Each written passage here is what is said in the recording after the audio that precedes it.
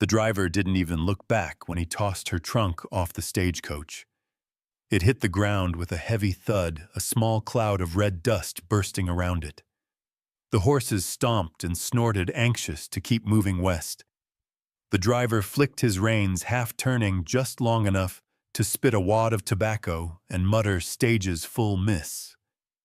"You'll be fine out here, long as the coyotes aren't hungry tonight." Then he was gone. The wheels clattered away, shrinking into a swirl of golden dust against the sinking sun. And just like that, Isadora Reyes was alone. The silence that followed was deafening, an empty kind of silence, heavy and wide like the land itself. The desert stretched out in every direction, waves of pale sand and rust-red rock brushed dry as bone, a horizon that wouldn't stop. The heat that had baked the earth all day was dying now, replaced by a sharp evening chill that slid under her dress like an accusation. Isa stood still for a moment, trying to decide whether to cry or curse. She did neither. Instead, she knelt beside her battered trunk and pressed her palm to the lid, feeling its rough grain grounding herself in something solid. "Fine," she whispered, voice hoarse. "Just fine." She lifted her chin and scanned the distance. Somewhere out there, 5 miles, maybe more, lay Coyote Ridge, the town she'd pinned all her hopes on. A place with a one-room schoolhouse and supposedly people who needed her. She'd left behind everything she knew for this, a sick mother, a city full of pity, and the endless weight of other people's decisions. Her hands trembled slightly as she adjusted the strap of her satchel. The sun had dropped low now, bleeding orange across the horizon, painting the desert like a wound. A coyote called somewhere far off, a lonely hollow sound that seemed to mock her. She took a step, then another. The trunk was too heavy to carry far, so she dragged it the wood, scraping over stone and grit. Sweat beaded on her neck, cooled instantly by the evening air. She hadn't eaten since dawn. She hadn't planned to spend a night in the open either. After a mile, the desert began to change. The sand gave way to rock. Wind picked up and hissed through brittle sagebrush. A small stand of mesquite trees offered the illusion of shelter. She dropped the trunk there and sank down beside it. Her breath came shallow. Fear began to creep in the quiet, creeping kind that didn't scream, didn't panic, just whispered, "You're in trouble now." She rubbed her arms, trying to summon warmth. The dress she wore, once pale blue, now clung with dust and sweat. Her boots, bought second-hand in Tucson, pinched cruelly. Every muscle ached. When the first howl came, it was closer. Isa froze, her pulse hammering. Another answered from farther away. She clutched the small revolver in her satchel, a gift from a station guard who'd warned her, "Desert don't forgive the unarmed." She'd laughed then. She wasn't laughing now. She cocked at her thumb, trembling slightly. The night settled thick and black, the stars spilling across the sky like salt. Every rustle in the brush made her heart leap. Then she saw it, a flicker of movement in the dark. A figure on horseback, a shape too steady, too deliberate to be animal. Her breath caught. The rider came closer, the faint jingle of spurs cutting through the wind. The horse stopped 10 feet away. "Who's there?" she called out, voice breaking halfway. The rider dismounted slowly. The moonlight caught his face, bronzed skin, dark eyes, a jaw marked by faint scars. He wore a worn leather coat and a hat shadowing most of his expression. "You alone." His voice was low, calm. She gripped the revolver tighter. "Not if you take another step." He didn't. Instead, he raised his hand slightly. "I'm not here to rob you." "Then what do you want to keep you from freezing to death?" She hesitated. The wind cut colder, sharp as glass. Her fingers ached from gripping the gun. His horse snorted, restless, the silver of its bridle catching the moon. "I'm heading to Coyote Ridge," she managed.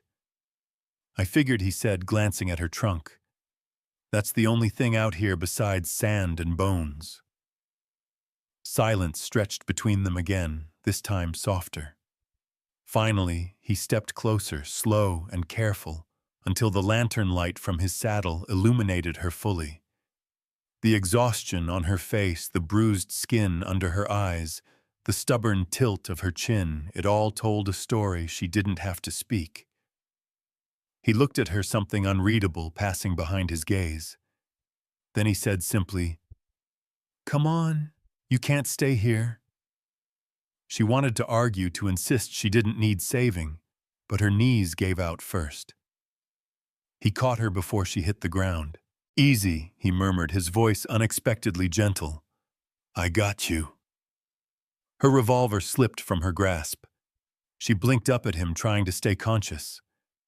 The scent of dust and leather filled her nose. His face blurred, then sharpened again. There was something steady about him, like the land itself, old and unyielding. "What's your name?" she whispered. "Eli," he said. "Elias Tencrow, half Apache." She asked, words slurring. He didn't flinch. Half enough. The way he said it, without apology, without pride, told her more than she needed to know. She tried to smile, failed, and then darkness swept over her. When she woke, she was moving. The rhythmic sway of the wagon made her stomach churn. A blanket covered her rough wool, smelling faintly of smoke and sage. Through the narrow crack between canvas and frame, she saw streaks of dawn light spilling over the mesas. The world looked different in the morning, less cruel maybe, but still wild. Eli rode beside the wagon, reins loose in one hand. His hat shaded his face, but the line of his shoulders was unmistakable, steady, sure, shaped by survival. "Where are we?" she croaked. "Halfway to Coyote Ridge," he said without turning. "You passed out. You're lucky the coyotes didn't get curious." The line stung, half joking, but too close to true. She sat up, pulling the blanket tighter. "You could have left me." "I could have," he said. Didn't. They rode in silence for a while. The air smelled of juniper and dust. Somewhere far off, a hawk screamed a sharp, lonely sound. She studied him. The sun caught the faint red thread woven into his hatband, the same color as the earth.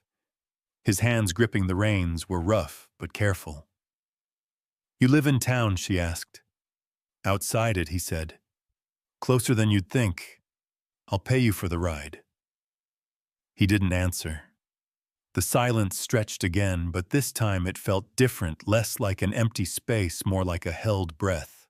When the first buildings of Coyote Ridge came into view, wooden shacks, a water tower, a crooked church steeple, Isa exhaled. The town wasn't much, but it was something. Eli slowed the horse. "You got somewhere to go?" "The boarding house," she said, uncertain. "They're expecting a school teacher." He nodded once. "Then I'll see you there." He helped her down, set her trunk by the dusty steps of Ramona Science's boarding house, then turned to leave. "Wait," she said. He looked back, eyes unreadable under the brim of his hat. "Thank you," she said softly. He touched his hat brim in a silent nod. "Don't thank me yet. Town like this, saving someone once don't mean they'll stay saved." Then he rode away. Isa watched him go until the dust swallowed him whole. The wind kicked up again, warm and restless, and she found herself shivering despite the sun. Coyote Ridge waited ahead, small, suspicious, half asleep, but alive. She took a breath, squared her shoulders, and whispered to herself, "Looks like this place is as forgotten as I was." And with that, she picked up her trunk and stepped into the beginning of her new life, unaware that every secret in this desert was already watching her. "You awake?" The voice came soft, as though spoken through cotton. Isa opened her eyes slowly, the light bleeding through gauzy curtains, making her blink. Her body ached, shoulders tight, neck sore, legs stiff as wood. For a second, she forgot where she was. Then the scent of something warm, coffee and dried herbs, pulled her to the surface. She sat up too fast. Pain bloomed in her back and her head swam. The room was small, clean, and plain. A single wooden bed, a dresser, a wash basin. Sunlight spilled across the floorboards. A faded quilt was tucked neatly over her legs. Her trunk sat at the foot of the bed, untouched. "Easy now," said the woman standing near the door, arms crossed over a patched apron. "You hit the dirt like a sack of flour last night. Be glad someone had the decency to bring you in." Isa tried to remember. The coyotes, the fire-orange sky, the man on horseback. "El Eli," she said, voice rough. The woman raised a brow. "You know him, No, not really." The woman stepped closer, smoothing the bed covers with work-worn hands. "Name's Ramona Syons. You're at my boarding house. Elias 10 Crow brought you in just before dawn. Carried you like a rag doll, dropped your trunk like it owed him money, and left without a word." Isa blinked. "He didn't. Stay man never stays. Not long enough for anyone to ask questions." Ramona poured her a cup of coffee from a chipped pot on the windowsill and handed it over. Isa took it gratefully, wrapping her fingers around the heat. The silence between them settled heavy. "Thank you," Isa said. Ramona waved it off. "Room's paid through Sunday. He left coin on the table and said you'd be needing a roof." Isa paused mid-sip. "He paid for me. Didn't say why. Didn't leave a message. Just nodded and walked back out into the morning like he was never here." Ramona studied her for a long moment, then added, "Folks around here got names for him. Some call him Ghost, some call him Good for Nothing. Me, I call him the kind of man who shows up when things get hard and leaves before they get harder." Isa let that sit in her mind. There had been something about him, quiet, deliberate. He hadn't looked like a savior. He hadn't acted like one either. But he hadn't left her behind. "I need to find the school," Isa said, swinging her legs over the edge of the bed. "School's 2 streets over past the smithy. You'll know it when you see it. It leans to the left and smells like old pencils and worse decisions." Isa smiled despite herself. She stood slowly, testing her balance. Her boots were dusty, her dress wrinkled beyond saving. But her spine was intact. Her purpose was still clear. She unpacked a clean blouse and skirt, scrubbed her face with cold water, tied her hair back, and forced down the last of the coffee. Ramona watched her quietly the whole time. "You sure you want to do this?" Ramona asked. "Coyote Ridge doesn't take kindly to outsiders who tell folks how to raise their kids." "I'm not here to tell anyone anything," Isa said. "I'm here to teach." Ramona smirked. "You keep saying that like it makes a difference." Outside, the town came into view in full daylight. Coyote Ridge wasn't much a main street lined with crooked buildings. The planked walkway split in places by weather and boots. A dusty water tower leaned slightly south. A rusted sign for Bishop's Mercantile swung in the wind like it might fly off its hinge any second. Isa walked slowly, trying not to draw attention, though it was impossible not to. Men on porches paused their rocking. Women sweeping dust from doorways stopped mid-brush. Children stared. A few even pointed. No one spoke. She passed the saloon. Music drifted from inside, low and slow, accompanied by the clink of glasses and dry laughter. The air smelled of horses' whiskey and creosote. Then she saw it, the schoolhouse. It leaned, as Ramona said, as if exhausted from years of holding itself up. The steps were worn. The roof sagged. The bell above the door looked like it hadn't been rung in a decade. Still, it was hers. She stepped inside. The floor creaked under her feet. Dust floated in lazy swirls through the sunlight streaming from warped windows. Desks sat askew, carved with initials and doodles. A chalkboard covered one wall, and above it in faded paint the words, "Knowledge is freedom." She traced the letters with her eyes, and then sat at the teacher's desk. The wood was scarred, one leg uneven, but it held. Just barely. She let out a breath. Not relief, not quite fear. Something in between. Then the door opened. A boy stood there, arms crossed, expressions smug. He was maybe 12. Tan skin, dark eyes, sharp with challenge. Behind him were 3 other children, 2 girls, 1 younger boy. They didn't enter. They watched. "You the new school marm?" the boy asked. "I am." He stepped inside, boots loud on the old boards. "You from the east?" "Yes." "Then you're gonna hate it here." She stood slowly, keeping her voice even. "What's your name?" "Tomas Delgado." "Well, Mr. Delgado, I hope you like learning, because we're starting tomorrow." He snorted. "You won't last the week."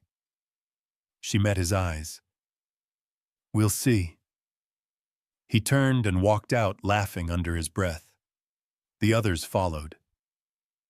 Isa stared at the empty doorway for a long time.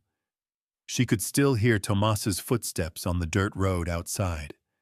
She moved to the blackboard, picked up a piece of chalk, and wrote in careful, steady script. Monday. Reading, arithmetic, respect. She set the chalk down and sat again. The room was still dusty, the bell still broken.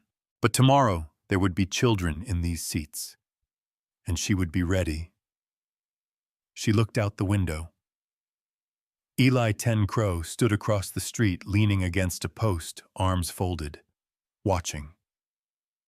Their eyes met briefly before he turned and walked away. She didn't know what to make of him. Not yet. But his silence was louder than Tomas's laugh. He didn't say much, she thought, but his silence felt safer than most men's promises. She stayed at the desk until the sun dipped low and the air turned gold. Tomorrow, the real work would begin. They didn't want a teacher, they wanted someone to survive the silence. The bell didn't ring. It couldn't.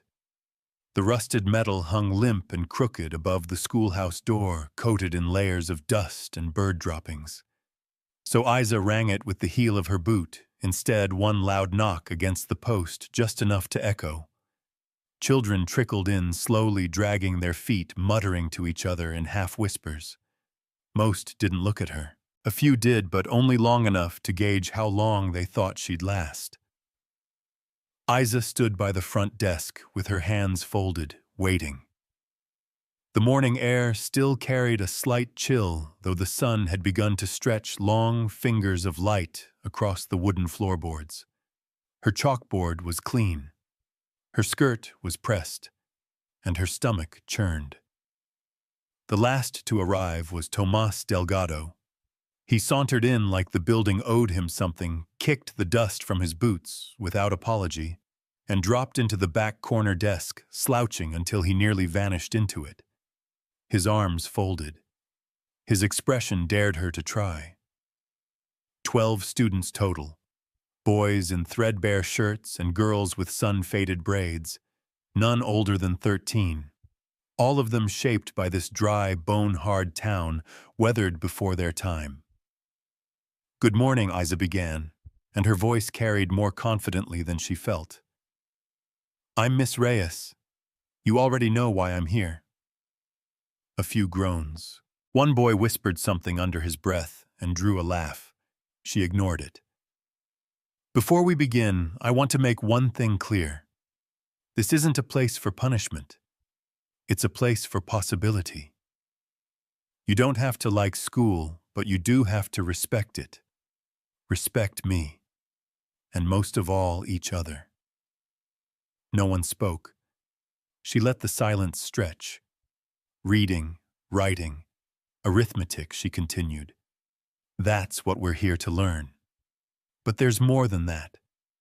This town's changing, whether you like it or not, whether your parents like it or not. Now they looked at her more. A few anyway. I'm not here to tell you what to be. I'm here to help you figure it out for yourself. You want to be a blacksmith? Learn your weights. You want to run a store? Learn your numbers. You want to get out of this town entirely. She smiled just slightly. Then learn everything I've got to teach. The silence this time wasn't quite as hostile. She pointed to the blackboard where she'd written a short passage from a primer. Let's begin. The morning passed slowly, like dragging a plow through stone. Half the class refused to read. The others fidgeted, whispered past notes, or just stared at the floor. One girl cried quietly when called on. But there were small victories. Tomas, though silent, didn't interrupt. A shy girl named Clara answered a question about subtraction with a proud little nod. Isa praised her softly, and a flicker of surprise lit the girl's face. When the bell-less lunch break came, the students spilled outside into the yard. Isa sat at the teacher's desk, hands in her lap, letting the stillness settle around her. The door creaked, and Luz Vega stepped in without knocking. She held a small cloth bundle and wore a crooked smile that never quite reached her eyes. Thought you might be hungry, Luz said, laying the bundle on the desk. Tamales. Not hot, but they'll do. Isa's stomach growled at the scent. Thank you. Luz leaned against the edge of the desk. So, first day. Like being thrown into a river and told to build the boat on the way down. Luz chuckled. Sounds about right. Coyote Ridge don't trust new. They sure as hell don't trust educated. Isa unwrapped the bundle, took a bite, and nearly sighed from relief. She swallowed, then asked, Why do you stay, then? You don't seem like the trusting type. I sell things people need. Thread tobacco salt. Sometimes hope if I can fake it well enough. She reached into her satchel and tossed a small apple onto the desk.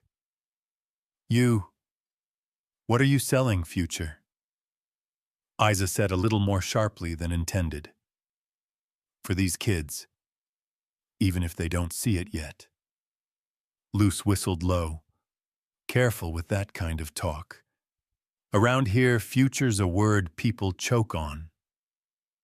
Before Isa could reply, shouting outside pulled their attention. She rushed out to find two boys rolling in the dirt, fists swinging. The others formed a loose circle around them, yelling and laughing. Tomas stood at the edge, not intervening, but not stopping it either. Enough, Isa's voice cracked across the yard like thunder. The boys froze. One had a bloody nose, the other a torn sleeve. Inside. All of you, now. They hesitated. I said now. Grudgingly, they filed back in, grumbling under their breath. Isa followed, furious and rattled, heart-hammering. When they were all seated, she stood before the class, jaw tight. You want to fight? Do it on your own time. But not here. Not in this place. It's just a fight, one of the boys mumbled. No, it's not. It's a message, she shot back. One that says this place doesn't matter, that learning doesn't matter, that you don't matter. That silenced them. She walked slowly to the blackboard and picked up the chalk. They didn't want a teacher, she said, writing the words as she spoke. They wanted someone to survive the silence.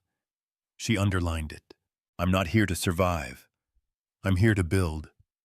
And whether you like me or not, whether you fight me or help me, you're going to learn something, even if it's just how to sit still and think. The room went still. Even Tomas looked up. Then from the back of the room he said flatly, What if we already know how to think and just don't care? Isa met his eyes. then I'll make you care. By the end of the day, her voice was hoarse, her feet sore, her patience worn thin. But no one had left. No one had broken a window. And when she dismissed them, a few even said thank you quietly, like it was a mistake. She remained seated long after they'd gone, staring at the blackboard. A shadow crossed the window. Eli. He stood across the road again, leaning against the same post, arms folded, watching. She didn't move, didn't wave, but he nodded once, then turned and walked away. Again. Still. Always. And for the first time that day, Isa let herself smile. Not big, not hopeful, but real. He fixed the stove without a word, but I swear it warmed more than just the room. The wind howled through the cracks in the schoolhouse walls, sharp and biting, like it wanted to slice through bone. It was the first real cold snap of the season. Desert cold came quick without warning and stayed like an uninvited ghost. Isa wrapped her shawl tighter around her shoulders, rubbing her hands together in front of the iron stove that refused to cooperate. It sat in the corner of the classroom, like a rusted tomb, cold and still, despite her third attempt to coax life from it. Matches kindling patience, it hadn't mattered. The children, bundled in mismatched coats and threadbare scarves, tried not to shiver, but their red noses and stiff fingers betrayed them. No one complained, but no one focused either. "Keep your gloves on," Isa told them gently. "If your handwriting's crooked today, I'll blame the weather." Clara smiled weakly. Tomas rolled his eyes. The lesson dragged. Isa pushed through, voice steady, heart sinking. By mid-morning, the ink in the well had turned slushy, and little Joaquin Alvarez had taken to clapping his hands between every sentence just to keep the feeling in his fingers. She dismissed them early, not because she wanted to, but because the cold was winning. After the children filed out, boots thudding, she sat at her desk with her head in her hands. Her breath fogged the air in front of her. The silence returned, familiar now, less cruel than before, but not kind. She didn't hear the door open, didn't hear the boots approach. Only when the creak of the stove echoed through the stillness did she look up. Eli knelt beside the iron beast, sleeves rolled to the elbow, fingers blackened with soot. He didn't say a word. Just opened the hatch, inspected the flue, cleared a blockage with a metal rod he carried tucked into his belt like a weapon. Isa stood slowly, still shivering. "How did you—" "Luce told me," he said, not looking at her. "She told you it was broken?" "No," he muttered, striking a match. "Told me you wouldn't ask for help." The flame caught, crackling faintly. He fed it, kindling, then a piece of split wood. The glow pulsed orange, then red, casting shadows on the walls like moving spirits. "She's not wrong," Isa said quietly. Eli didn't answer. He adjusted the damper, watched the fire take hold, then leaned back on his heels. The warmth hit slowly, first on her hands, then her face. "Joe." She exhaled long and low. "I've been freezing all morning," she admitted. "You were trying to light a blocked stove," he said. "You could have burned the whole place down." "I'm new to a lot of things," she said, rubbing her arms. He stood, brushed soot off his hands, and finally met her eyes. "You're not new to staying." The words startled her more than they should have. She tried to say something, but it caught in her throat. "You're still here," he added. "That's more than most. I didn't come all this way to run." "No," he said, "but staying costs more." She wanted to ask what he meant. Wanted to ask where he'd learned to fix things in silence and disappear without leaving tracks. But instead, she said the only thing she could. "Thank you." He gave a small nod, the kind that meant he'd heard her but didn't expect thanks in the first place. He turned to go. "Wait," she said. Do you ever regret staying?" Eli paused at the door, one hand on the frame. "Every day," he said without turning. "And still I stay." Then he was gone. The stove crackled louder behind her. That evening, Isa walked the dirt roads of Coyote Ridge alone. The cold had retreated, for now tucked behind the warmth Eli had left behind. She passed shuttered windows and lamplit porches. The saloon glowed in the distance, music lilting out like smoke. She stopped at Luce's cart, where bundles of sage and folded blankets were neatly displayed on wood slats. "You tell him?" Isa asked. Luce didn't look up. Didn't have to. He already knew. "Do you always send him where things break?" Luce smirked. "Only when the thing breaking isn't a thing." Isa leaned on the edge of the cart. "He doesn't talk much." "Nope. But when he does—" Luce tied a knot around a sack of dried beans. "It sticks." They stood there in the quiet for a while, the hum of the town settling around them like a low lullaby. Luce said, softer now, "You know who used to teach here before you?" Isa shook her head. Her name was Ruthie. Sweet girl. Couldn't stand the stairs. Couldn't stand the silence either. Left after 2 weeks. Nobody blamed her. Isa swallowed. And the one before her didn't make it to the second day. The silence stretched. Luce finally said, "You lasted longer than both." Isa smiled just a little. "High bar. Don't underestimate it. This town doesn't push. It waits. It watches. And if you don't show it something worth keeping, it forgets you ever tried." Isa looked toward the schoolhouse, its roof catching moonlight like a silver breath. "I'm not ready to be forgotten." "Then don't be." The next morning, the stove burned hot and steady. The children walked into warmth, and though no one mentioned it, a few smiled wider than usual. Even Tomas kept his coat open. They read a story about a traveler who loses his way and finds a village no map had ever shown. When Isa asked what it meant, Clara said, "Maybe some places find you when you need them." The lesson hummed smooth for once. For a few precious hours, the classroom felt like a world apart from the dust outside. At recess, Tomas lingered at her desk while the others filed out. "My uncle's got a stove like that. It's always breaking." She glanced up. "You know how to fix it?" "Not really," he shrugged. "But I watch. That's how most things start." He nodded, hesitated, then left. She watched him go, her fingers resting near the chalk. There was a knock at the open door. Chief Mateo Greyhawk stood there, tall and wrapped in layers of wool and rawhide. His hair streaked with gray, his eyes steady as bedrock. "You must be Miss Reyes," he said. "I am. I'm looking for Elias 10 Crow." Isa blinked. "He was here yesterday, but I haven't seen him since." Greyhawk's jaw tightened. "If he comes again, tell him we need to talk. Something's stirring out in the canyons. Old wounds, new hands." She stood slowly. "What kind of trouble?"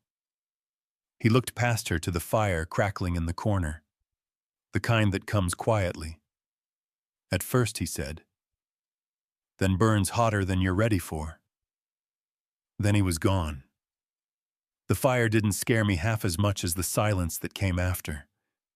The smell hit her first, acrid, bitter, unmistakable. Smoke. Isa sat up in bed, heart already racing. It was just after midnight. The moon hung low behind a veil of thin clouds, casting pale shadows across the floorboards of her rented room. She rushed to the window, fingers fumbling with the latch. Outside, the horizon glowed orange, too bright, too wild. Flames licked the air behind the stables on the south edge of town. A bell rang once, then again, clear, frantic. She grabbed her coat and boots, barely lacing them before bolting out the door and down the porch steps. Cold bit her cheeks, but the heat ahead roared louder. Figures ran in every direction, some carrying buckets, others shouting names. The town, so still only moments ago, now pulsed with chaos. When she reached the stables, the fire was already chewing through one side of the barn. Men formed a line from the well to the blaze, tossing water as fast as they could. The flames hissed in protest but didn't slow. She searched the faces in the flickering light eyes, landing on Luce, who was already soaked to the bone, hauling a bucket with both arms. "What happened?" Isa shouted. "No one knows," Luce yelled back.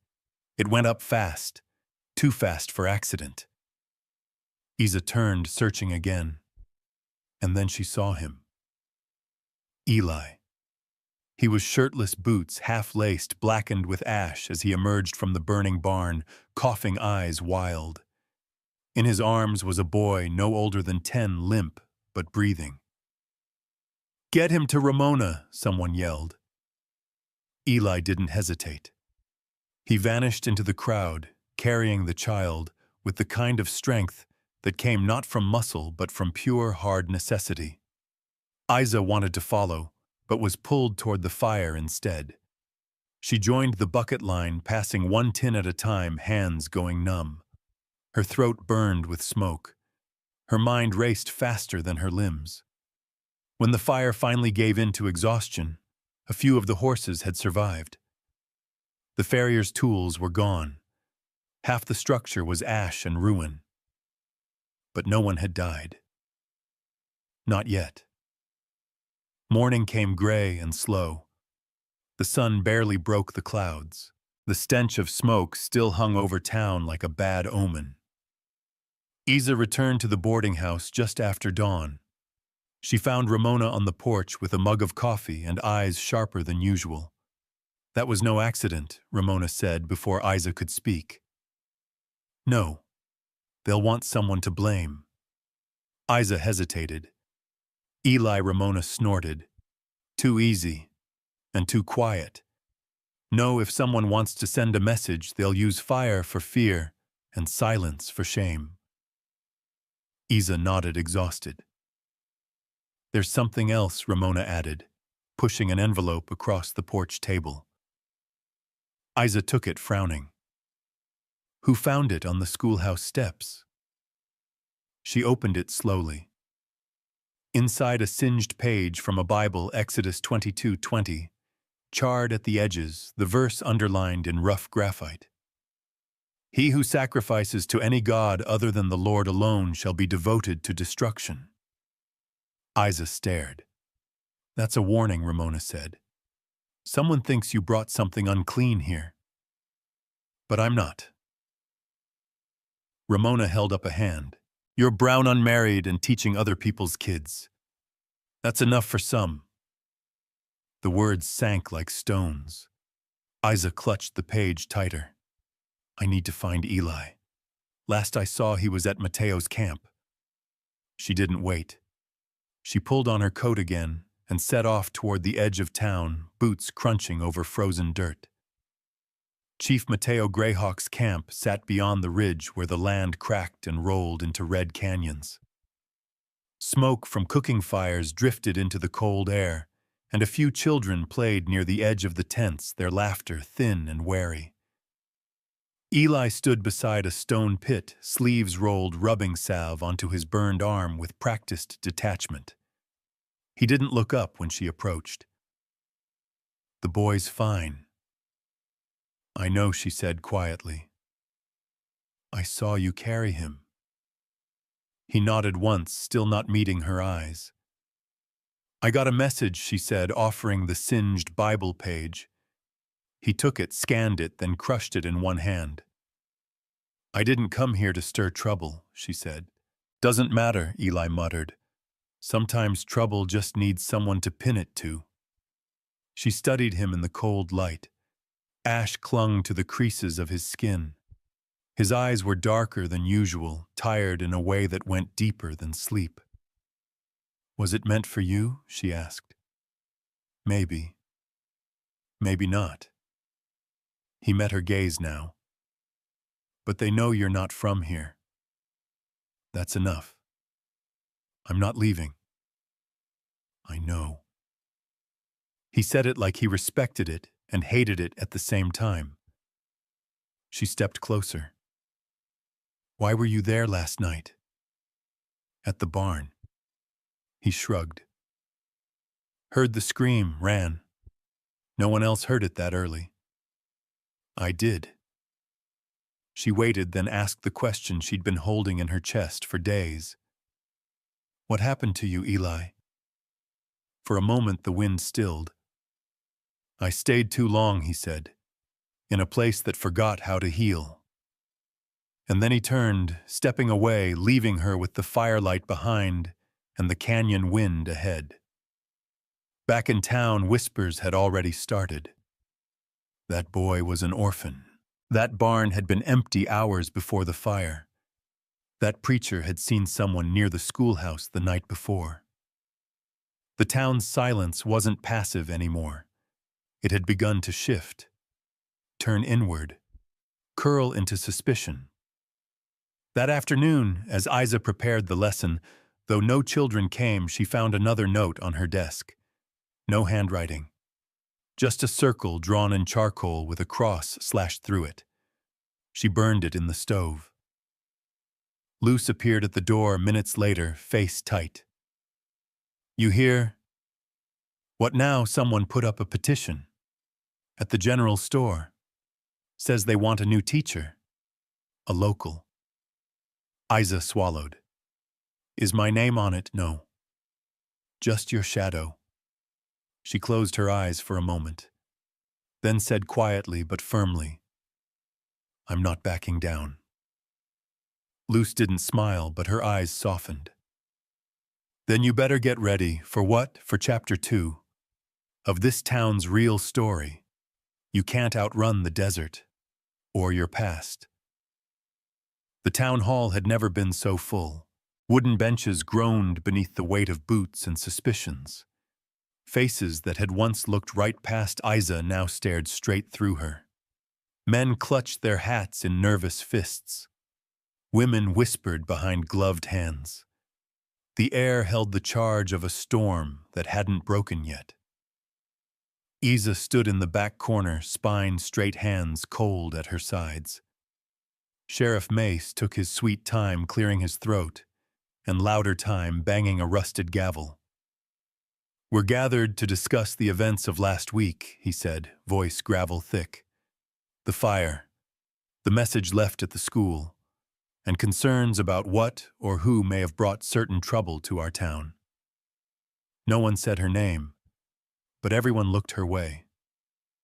Ramona stood behind her silent support like a mountain. Luce sat 3 rows up, arms crossed, foot tapping like a warning. Sheriff Mace continued, "We've always handled our business our way. Quiet, fair, no fuss. But lately things have stirred that don't sit right with folks." A woman near the front stood up. "Mrs. Bailey. Big hands. Bigger opinions. I respect the idea of education," she began, "but I also respect the way things have been done here. Our children don't need to be filled with ideas from outsiders who don't understand our land, our ways, or our God." A murmur of agreement swept the room. Isa's jaw clenched. "Next thing you know," Mrs. Bailey went on, "we'll be rewriting history, telling our daughters to read books about city women who don't know how to cook a stew and inviting, well, certain types to teach our boys manners. Certain types." The words burned hotter than fire. Before Isa could speak, another voice cut through. "She saved my grandson." The crowd turned. It was old Mr. Alvarez walking slow but standing tall. He was caught in that fire. Everyone ran. But she stayed. And so did the half-blood you all love to ignore. They didn't ask whose boy he was. They just ran in. His words landed like nails. More silence. Then Tomas stood. Not timid, not angry, just tired of pretending. She makes us think, he said. She makes us want to be more than this. He looked straight at Isa. She stayed. That seemed to split the room clean in half. Some sat straighter, others turned away. Sheriff Mace cleared his throat again. A petition was raised for a replacement. We'll put it to a vote. Isa stepped forward. Her heart thudded, but her voice came even. I didn't come here to change who you are. I came to show your children that they matter, that they can learn, grow, build, without leaving behind the things that make this place home. She looked out at them, not afraid, but awake. You can't build a future on silence and suspicion. You have to teach them more. No one clapped, but no one laughed either. As the meeting dissolved, voices rose again, debating, doubting. Isa stepped into the cold outside and drew her shawl tight around her shoulders. The wind carried dust and something else. Footsteps. Eli emerged from the shadows of the jailhouse where he'd been watching from the sighted window. His eyes were unreadable, but his presence was grounding. You heard? He nodded. Will they vote me out? They might. She nodded once. Will you speak for me? Eli paused. They don't hear me anymore. She stepped closer. Maybe they need to. But Eli looked away. Sometimes a voice gets buried before it's ever heard. She frowned. You're not the only one who's been buried, Eli. He didn't answer. That night, a sharp knock at Isa's door pulled her from sleep. She opened it to find Luce, pale and breathless. They found something Luce said. By the ridge. What, not what? Who? They rode out before first light, following a trail of broken brush and disturbed sand. Chief Greyhawk was already there when they arrived, along with Sheriff Mace and 2 ranch hands holding lanterns. The body lay at the foot of a rock formation. Young, male, clothes torn, bruises around his neck. Dead long enough to be stiff, not long enough to stink. Mace turned to Eli, who stood beside Isa. You know him? Eli nodded once. From Fort Bowie. He ran with a crew that used to raid caravans. Last I heard, they were moving west. Greyhawk knelt by the body. This ain't robbery. This is message. Isa looked at the bruises, the broken jaw, the way his boots were still on. What kind of message? She asked. Greyhawk didn't flinch. The past is coming back. Eli stiffened. Mace shifted, clearly uncomfortable. You saying we got more trouble coming? Greyhawk stood. I'm saying trouble's already here. And it knows Eli Ten Crow's name. That evening, Ramona found Isa sitting on the schoolhouse steps, staring at the horizon. They won't forgive you for staying, she said. I'm not asking them to, Isa replied. You're asking them to trust someone they never planned to see. Someone like me. Someone like Eli. Isa turned to her. What did he do? Ramona took a slow breath.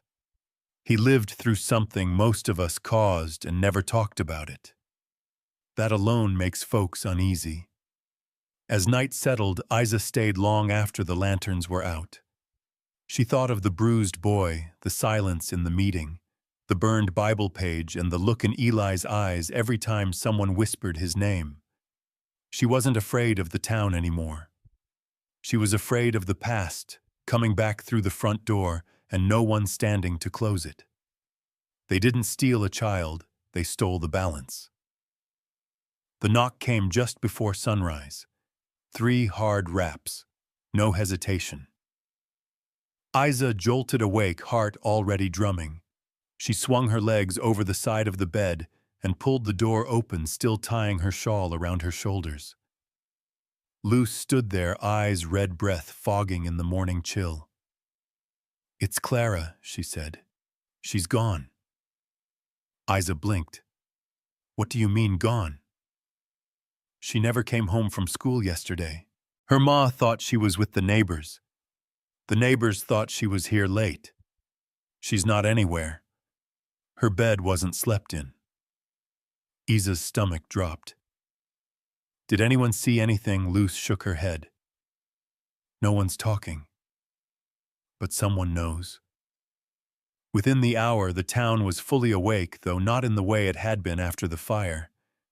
This time it was quieter, meaner, tighter around the edges. Sheriff Mace called it a probable runaway. Said maybe Clara got spooked, wandered off. Maybe she'd show up when she cooled down. But Isa knew better. Clara had been scared of things, sure. Thunderstorms, the dark fractions. But not the town. Not her home, not her. She stood in the center of the schoolhouse, staring at Clara's desk, the smudged initials carved into the wood, the feather she'd left behind from last week's nature lesson. It felt like a ghost had sat there just hours before. Then the door opened and Eli stepped in. "I heard," he said. "They're pretending it's nothing." "It's not nothing," he replied. "It's a message. And I think I know who it's from." Isa turned to him. "Tell me." Eli hesitated, jaw clenched. "There's a man. Calls himself Reverend Kane. Not a preacher, not really. Used to ride with my father's crew before things splintered. He's got a way of turning belief into control. Preys on fear. Claims he's cleansing the land, restoring balance." Isa's voice came low. "So why take Clara?" "Because she's yours," he said. "Your student. Your voice. He's not just trying to scare you. He's trying to unravel you." Isa exhaled slowly. "Then we ride." Chief Greyhawk met them at the canyon's edge, already mounted rifle strapped to his saddle. "She's not far," he said. "We tracked boots west, small ones too. Likely not hers, more likely carried. They're fast, but not hiding well." "Then we're faster," Eli muttered. The ride through the desert was brutal, sharp winds, sharp turns. Red dust coated everything, but there was no room for weariness. Only movement. Only urgency. They followed signs few others could see, broken brush, scraped stones, the faint pull of fabric caught on sage. After 4 hours, Greyhawk raised a fist. "There," he said, pointing to a narrow draw between two jagged ridges. Smoke curled faintly in the sky beyond. Eli dismounted silently and led them forward on foot. Isa followed, heart pounding against her ribs like a drum. They moved through scrub and shadow until they saw the camp. 3 horses, 1 fire, a makeshift tent pitched against a rock face, and sitting by the flames like it was just another blessed morning was a gaunt man in a preacher's coat with a silver cross hanging from his neck. Reverend Kane. And beside him, hands tied but eyes burning, was Clara. Isa nearly lunged, but Eli held her back with one firm hand. "Not yet," he whispered. "Let me talk first." Eli stepped out into the open. Kane didn't even flinch. "Son of 10 Crow," he called like he'd been waiting. "Didn't think you'd come crawling back so soon." "I'm not crawling," Eli said, his voice flat. "I'm warning." Kane chuckled. "You were never one for grace. Always thought grit was enough. But grit doesn't cleanse sin. That girl's marked same as your school marm. She's under a false banner. And that banner's bringing rot. You took a child, Kane. I saved a soul." Eli took one step forward. Let her go. Or what Cain stood now tall and skeletal. You'll put me down like you did the others. Like your own kin. Isa's breath caught. Greyhawk moved beside her rifle low but ready. Eli's jaw tensed. That girl goes free or none of us leave. Cain laughed again. You really think this town will stand with you after this? You're already a ghost there, boy. Let me send you back to the dirt where you belong. He reached into his coat, but Eli moved first. A flash of metal. A single gunshot echoed through the canyon like a thunderclap. Cain staggered back, clutching his side. Not dead, but down. Greyhawk moved in fast, covering the man as Eli rushed to Clara, cutting the ropes from her wrists and lifting her gently. Isa ran to them both, wrapping Clara in her arms. The girl shook, but her voice was clear. I didn't cry. I know, Isa whispered. You did good. They left Cain there, bleeding and bound. Greyhawk would send for a wagon and the law, but the real judgment had already been passed. The moment the man took a child, he wrote his ending. They returned just before dusk. The town watched them ride in like ghosts returned from battle. Eli carried Clara in front of him, steady and protective. Isa walked beside them, face streaked with dust and fire. The moment Clara's mother saw her, she screamed her name and collapsed into her arms. Others began to gather. Questions flew, rumors spread, but none of it mattered. Isa turned to the people, voice clear and loud. They didn't steal a child, she said. They stole the balance, and the crowd stilled. Balance is trust. Balance is safety. Balance is letting children learn without fear and letting teachers teach without being hunted. If you let this go unanswered, it will happen again. No one spoke, but this time no one looked away either. Later that night, Eli stood with her by the schoolhouse steps. The stove inside was burning. Clara was home safe. But the air still felt tight with something unfinished. You didn't shoot to kill, she said. No, Eli replied. I want him to live. So he knows he lost. She nodded. Do you think they'll ever really forgive you? She asked. No. Me either. He looked at her. Then maybe we stop asking. She said she came for forgiveness, but her eyes came to collect a debt. 3 days passed before things began to settle, or at least pretend to. Clara was back in school by the end of the week. Quiet but present. Her mother walked her to the door every morning, now clutching her hand, like the world might try to take her again. Isa welcomed her with warmth, but didn't push. Healing wasn't loud. It needed time, and Clara had earned it. The children, for the most part, had changed. Not in some loud, cinematic way, but in glances held, longer questions asked softer. Even Tomas had begun helping without being asked. Once he even picked up someone else's dropped pencil. Outside the classroom, however, the silence had begun to shift again. They weren't whispering about her as much. They were watching. Some with curiosity, some with patience, a few with sharpened grudge. But the true tremor didn't come until a rider appeared. It was midday when she came into town, dust trailing behind her like a second cape. She dismounted slowly, boots hitting the ground with precision, not grace. Her coat was worn leather, but clean, her hat pulled low. She was tall, built like the wind could push her, but wouldn't bend her. Eli saw her first. He was standing outside the stable, hammer in hand, repairing what the fire hadn't finished destroying.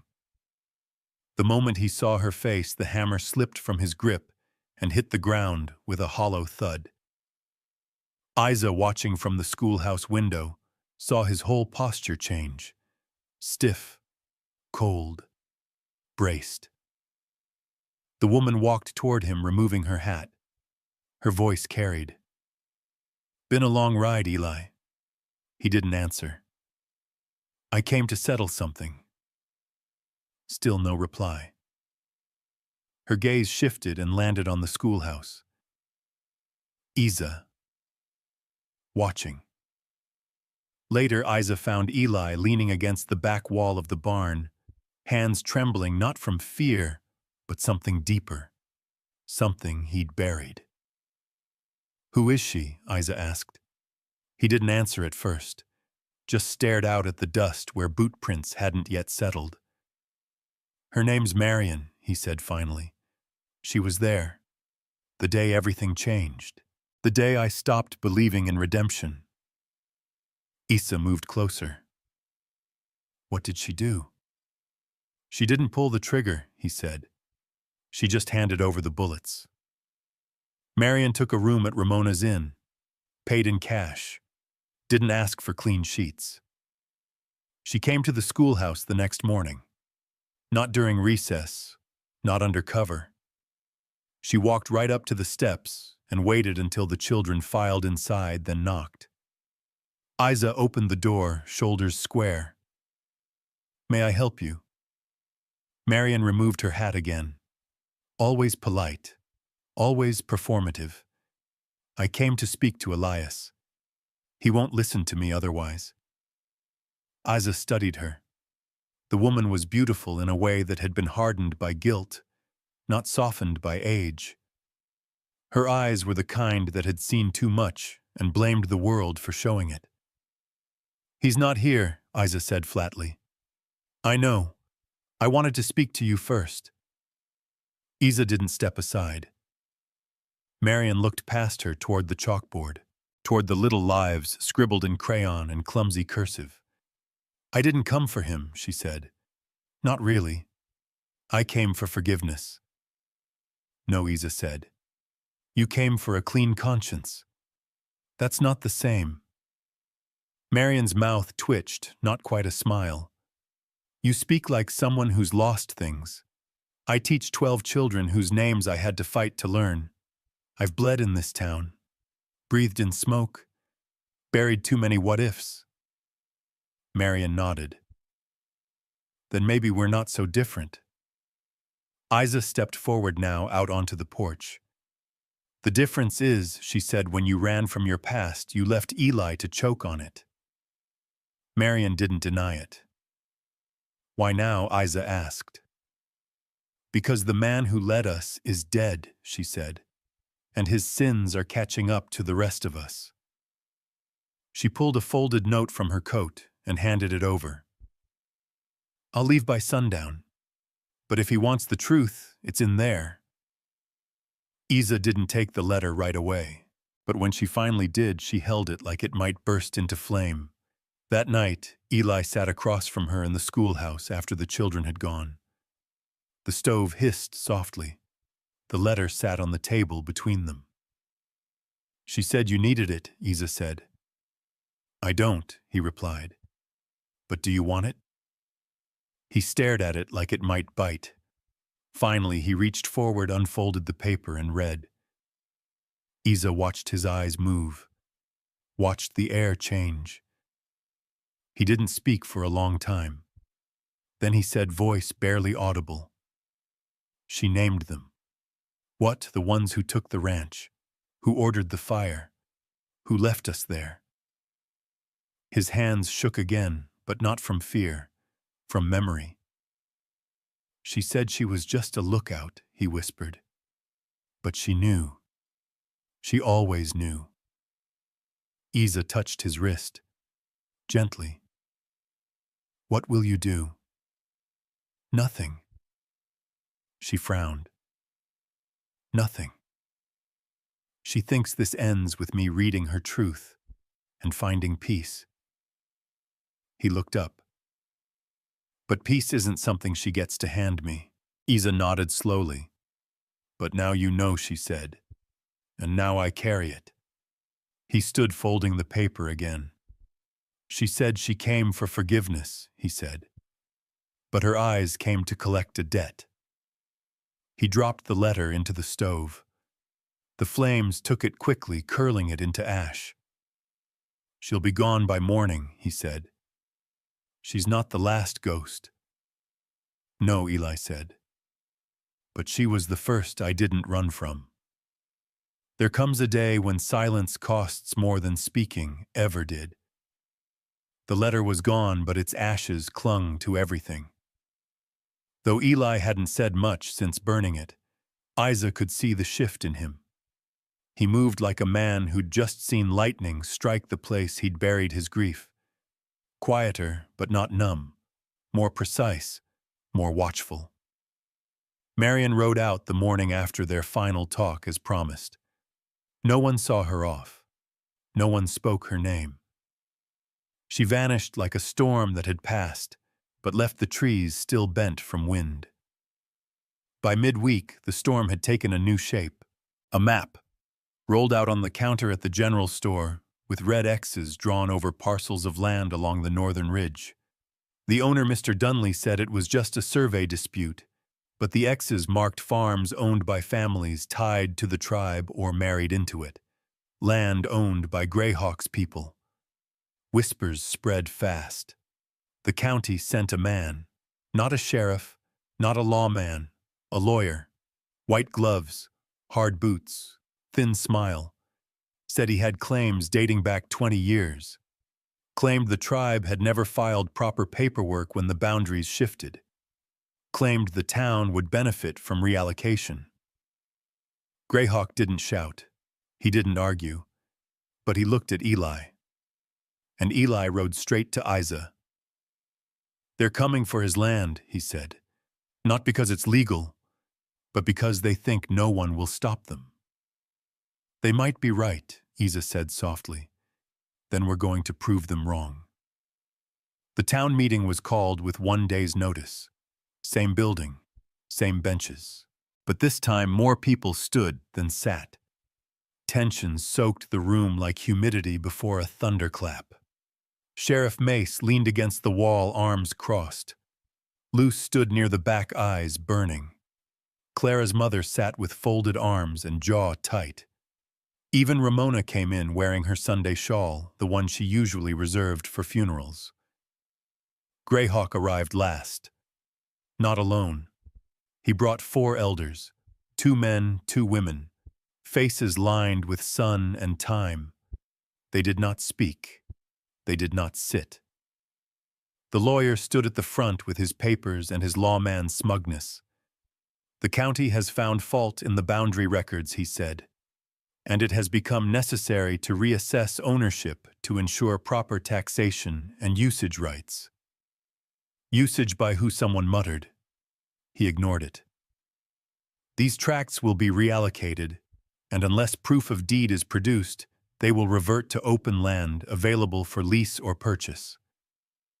You mean stolen, Eli said flatly from the side.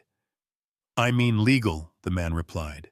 Greyhawk didn't flinch, but Isa saw his hands tighten behind his back.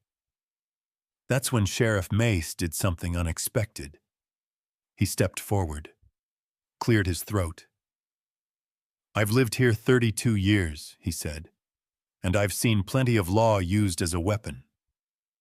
He looked at the lawyer. You might think these people won't fight back, but you're wrong.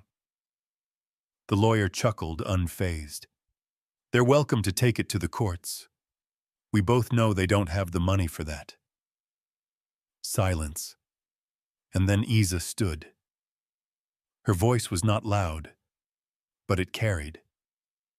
I'm not from here, she said, but I know what it's like to be erased. First quietly, then legally. All eyes turned. My students come from both sides of this town, from ranches and dirt floor homes, from Spanish names and English legacies. They don't care who drew which line in the dust. They care who shows up, who listens. She stepped closer to the map. This land holds memory. You can't buy that. You can't erase it with ink and a seal. She looked directly at the lawyer. I teach history, sir. And I can tell you every empire that started with a stolen line ended in fire. Someone clapped, then someone else. It spread. Not like celebration, like courage. The lawyer folded his map, smiled but colder now. We'll proceed by the books, he said. You'll hear from the county. You'll hear from us first, Mace said. After the meeting, Greyhawk pulled Isa aside. Words like yours shift more than wind, he said. I hope so, she replied. Because I think more is coming. He nodded. It is, and not all of it rides a horse. That night, someone threw a rock through the schoolhouse window. It wasn't just vandalism, it had a note tied to it. She speaks for them. She don't speak for us. No name. No handwriting. But the message was loud. Isa swept the glass in silence. Eli found her hours later sitting in the classroom with the window patched and the stove roaring. They're not just angry, she said. They're scared, and scared people follow anyone loud enough. You're still here, he said. I don't know if I'm brave, she replied. Maybe I'm just too damn tired to run again. He sat beside her. You're more than brave. You're stubborn, he said with a hint of a smile. And right now, this town needs stubborn. She leaned back in the chair. I didn't come to be a voice, she said. But you became one, Eli said. And they both sat in that room, scarred by fire and silence, watching the stove breathe warmth into a cold town. They didn't ride in with questions. They rode in with answers already loaded.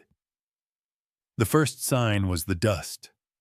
Not the normal lazy kind kicked up by wind and cattle, but thick, fast-moving clouds that streaked across the horizon like a warning.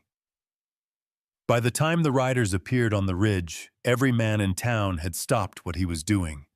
6 of them, all wearing the same look, flat-eyed, unbothered, armed. They didn't slow as they entered. Just rode straight down Main Street, spines, straight eyes, scanning every door, every porch, every face. They weren't looking for welcome. They were looking for control. At the front of the formation was a man with a tan duster and a scar running from his ear to the tip of his jaw. He wore no badge, just a patch on his sleeve, a crooked star and an iron key. Eli stepped out of the stables, wiping his hands on a rag. He didn't flinch, didn't blink, didn't speak. But Isa, standing on the porch of the schoolhouse, could see his jaw set, like a man about to wrestle something ancient. The lead rider swung off his horse and walked straight toward him. Eli Ten Crow, he said with the thick drawl of someone who enjoyed slow cruelty. Been a long while. Eli nodded once. Not long enough, Waylon. Isa stepped down from the porch. You know him, Eli didn't look at her. We served under the same captain. When the war ended, I left the fight. He stayed in it. Waylon grinned. That's right. You traded bullets for books. Thought you could bury blood in lesson plans. He spat in the dirt. We're here on county business, he said louder now for all to hear. Protecting the interests of those with proper claims. Sheriff Mace approached slowly, hand resting near his belt. You weren't invited, he said. Waylon shrugged. Didn't need an invite. Got authorization from Judge Cartwright out of Prescott. He pulled a folded document from his coat, waved it once like a showman. Claims your jail's too full, that you're unfit to mediate territorial disputes. That so? Mace asked, voice sharp. That's the law's opinion. But we know whose money wrote it, Eli muttered. Waylon smiled. Don't matter who pays long as the deed's done. That night, the 6 men took rooms at the saloon. No one offered to help with their horses. No one welcomed them. But no one stopped them either, and that silence that was louder than a bullet. Isa couldn't sleep. The town had shifted again. She sat at her desk, grading lessons she couldn't focus on. Her mind kept circling the same thought: these men hadn't come to protect. They'd come to provoke. At dawn, Luce arrived breathless. "They're taking land," she said. "Already." What, two of them showed up at Marta's with a rolled deed and a letter from the judge. Said she's got 3 days to move or they'll burn it. Isa stood fast. That's not law. That's pressure. And they've got the guns to back it. Within hours, news of more visits spread. Ramona's cousin, a widow south of town, even the trading post run by an old couple who barely spoke English. Every target had one thing in common: brown skin, tribal ties, no money for lawyers. That afternoon, Isa went to the saloon. The piano was quiet. The air felt heavy. Waylon sat with 2 of his men at the back table playing cards, with the casual brutality of someone who assumed the house always won. She walked straight to him. "You're scaring children," she said. He didn't look up. "They'll get over it. You think you're enforcing justice, but you're just swinging a hammer for men who never earned their land." Waylon smiled. "Tell me, teacher, how'd a girl like you end up with so much bark, because I've seen what happens when you let men like you go unanswered." He leaned back. "You came in here brave. I'll give you that. But you're not gonna like how this ends." She stared him down. "Neither will you." That evening, Eli found her alone at the schoolhouse again. "You shouldn't have gone to him," he said. "He needed to know we see him. He doesn't care who sees him. Then we show the town." Eli shook his head. "They're too scared. Then they need a reason not to be." He looked at her, something heavy in his chest. "I know what Waylon is capable of." "I don't need to know everything about your past," she said softly. "But if he's tied to it, then it's our present now." Eli walked to the window, looked out at the dust that hadn't settled since the riders arrived. "I was part of his crew," he said. "After the war, we rode border towns, collected debts, settled scores. I left after a boy died in a fire meant to scare a rancher. The others said it was just bad timing. Waylon said it was necessary." He turned back. That boy's name was Mateo. He was 10. The same age Clara is now. Isa swallowed hard. "So why didn't you stop him?" then she asked. "Because I wasn't brave enough." She nodded steady. "But you are now." That night, Isa stood before the townsfolk once more. This time not in a meeting. Outside in the square. Lanterns flickered. The air was tense. The riders watched from the saloon balcony. She spoke clearly, plainly. They didn't ride in with questions. They rode in with answers already loaded. People murmured. "They're not the law. They're the weapons someone else hired to take what isn't theirs. If we stand by, we give them permission." She turned toward Eli. He stepped forward, rifle in hand, not raised.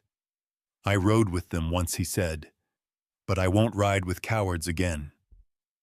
Greyhawk followed him, then Luce, then Tomas's mother, then Sheriff Mace.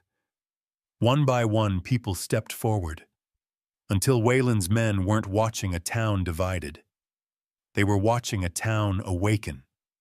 They thought fire would scare us back into silence, but some of us were born in it. It started with smoke, not the accidental kind, not chimney smoke or dust blown through morning light. This smoke came angry, thick and black, curling up above the tree line south of town. Isa was just stepping out of the schoolhouse when she saw it, column rising like a signal. People came running into the square. Mace barked orders. Eli sprinted to the stables, already swinging into motion. The Martin ranch loose shouted, "It's theirs!" They rode fast. By the time Isa Eli Greyhawk and half a dozen others reached the ranch, it was too late to save the barn. Flames had devoured the roof. The livestock were scattered across the hills, some burned, others maddened by panic. The house still stood, but just barely. Donato Martin sat on the ground, face bloodied, hand wrapped in a scorched rag. His wife stood behind him, trembling, holding their 2 daughters tight. "They came after dark," he rasped. "Said it was legal repossession. When I told them they had no right, one of them hit me with the butt of a rifle. Then they poured kerosene in the barn." Eli didn't speak. He didn't have to. The rage was written in every part of him, tight fists, clenched jaw, the stillness before a man breaks. Isa crouched beside the children, whispered soft, steady words. They didn't cry, just stared. Shock still. Greyhawk stood at the edge of the flames and didn't move. "They want war," Mace muttered, arriving last. "They're poking until someone breaks." "They're counting on it," Eli said, "so they can finish this with justification." "They think fire'll scare us back into silence," Isa said. "But some of us were born in it."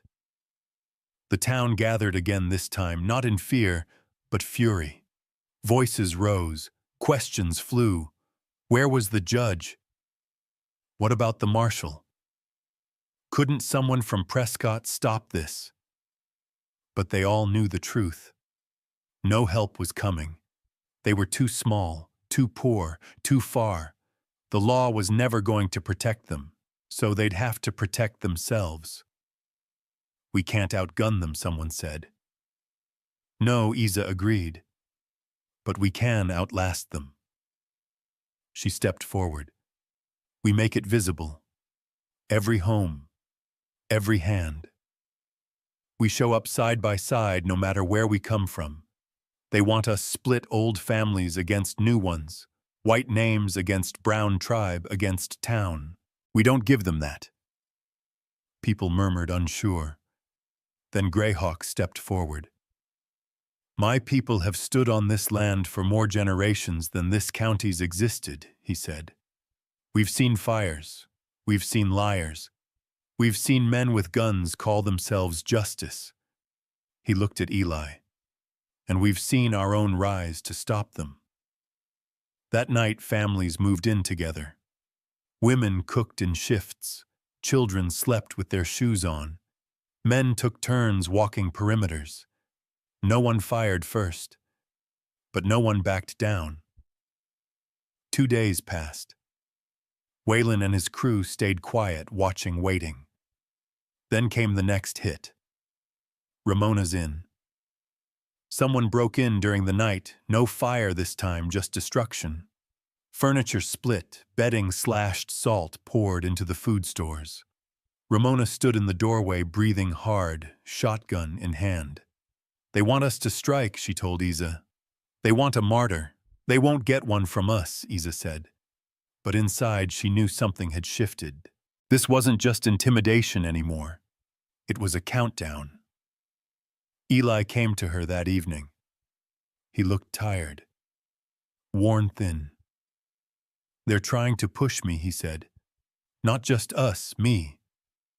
She didn't deny it. "Waylon wants me to snap. He wants to remind this town that I'm not one of them, that I'm dangerous." "You're not," she said. "Not unless they make you be." He looked at her, then long and hard. "I can't let them burn another family out," he said. "But if I fight the way they want, we lose the town." Isa stepped closer, touched his shoulder. "Then we fight differently." She opened a folded map on the desk. Positions, weaknesses, shifts. She'd been preparing. "I won't let you become their scapegoat," she said. "You survived too much to be erased by a coward in a coat." The next morning, word came down the hills. A scout from Greyhawk's people spotted movement. Wayland's men were setting up a makeshift blockade on the North Pass, cutting off supplies, closing exits. "This is it," Eli said. "Not yet," Isa replied. She handed him a note. "What's this proof?" "Names. Documents Marion left. Luce's cousin works in the telegraph office in Benson. We send this to the right people with the right pressure. Maybe someone finally listens." Eli studied her. "You believe that'll work? I believe we try everything before we burn." He nodded once. And they made the plan. That night, while the town stayed lit like a lighthouse, two riders slipped out, Eli and a young scout named Mateo. Quiet. Swift. Carrying the last card they had to play. If they made it back, things might change. If they didn't, then it was war. The sun rose slow on the 12th day. Not a quiet sunrise, this one came like a reckoning. Red. Heavy. Like the sky knew what was coming and had already started to bleed for it. Isa stood on the schoolhouse porch, arms wrapped tight around herself. Across the square, Luce and Ramona passed out hot coffee and boiled eggs to those taking positions. Sheriff Mace loaded rifles. Greyhawk moved with purpose, his people flanking him like shadows drawn from the land itself. The blockade had pushed harder overnight. Word came that Wayland and his crew were moving toward the heart of town. No more games. No more letters. Eli hadn't returned. That was the part that cut deepest. They hadn't heard from Mateo either, and though Isa kept telling herself they were just delayed, some part of her, the part that had learned long ago what silence meant, had already begun to grieve. Still, the people came. From the edges. From the hills. From cabins tucked between rocks and rivers. They came with old rifles, rusty hatchets, shovels, even kitchen knives wrapped in cloth. Not an army, but something better. A town. United not by fear, but choice. Isa stepped forward when the dust rose again on the horizon. Wayland. He rode in with 5 men, one less than he arrived with. That alone was a message. They halted 20 feet from the church steps, where most of the town had gathered. Behind Isa, Greyhawk stood tall Luce at his side, Mace gripping his badge like it meant something again. Wayland dismounted, slow, deliberate. "You all really gonna do this?" he asked, voice lazy but laced with threat. Over a schoolmarm and a ghost, Isa stepped down from the porch. "You came for land. You stayed for power. But this town," her voice didn't shake, "it doesn't belong to you." Wayland laughed. "It belongs to whoever survives." He raised his rifle, but never got the shot off. A crack split the morning. His shoulder jerked. Gun dropped. From the ridge above, another shot echoed, then another. Wayland's men scattered, ducking for cover, but the town didn't move. Because they weren't aiming at the town. They were aiming at him. From behind, Eli rode in. Dust-caked, bloodied, but alive. Mateo trailed him, younger and wide-eyed, holding the still-smoking rifle. "You said we'd never make it." Eli called loud enough for all to hear. "Turns out, truth travels faster than fear." Wayland staggered, clutching his bleeding shoulder. He looked up and saw them, dozens more figures descending the ridge. Riders from Benson. Deputies. A federal agent. Paper in hand. A warrant. The telegram had worked. Marion's names. The evidence. Luce's cousin. All of it. The law had arrived late, but just in time to see the whole truth. Wayland tried to run. Didn't make it far. Eli caught him by the collar and slammed him into the dirt. "You tried to burn down a town," he said, "but all you did was light it up." Days later, the schoolhouse window was replaced. The children came back laughing too loud, running too fast. Like they knew joy had to be louder now. stronger. Greyhawk's people reclaimed their land, legally recognized this time. The lawyer from Prescott was removed from the bench. Investigations began. Property was restored. Ramona reopened the inn. Clara smiled again. Isa stood before her class one morning, chalk in hand, and asked, "What do we do when we see something wrong?" Tomas raised his hand. "We speak. And if they don't listen, we speak louder." She smiled. That night, Eli stood beside her on the porch. He held a worn envelope, Marion's handwriting unopened. He'd carried it the whole time. "Going to read it?" she asked. "No," he said. "Not tonight." He tucked it into the stove and watched it burn. No bitterness. Just release. "She's part of the past," he said. "But you, this place, you're what comes next." Isa looked out at the land. The fence lines. The trees. The stars. "They tried to erase us," she whispered. "But they wrote our names instead," Eli replied. She leaned against him. In the quiet that followed, nothing felt uncertain anymore. Not the scars, not the fight, not the future. And somewhere in the wind, rustling through mesquite branches and canyon stone, it felt like something sacred had been kept. Not by force, but by choice. Because in a town, no one remembered. They had chosen each other. And in doing so, they remembered themselves.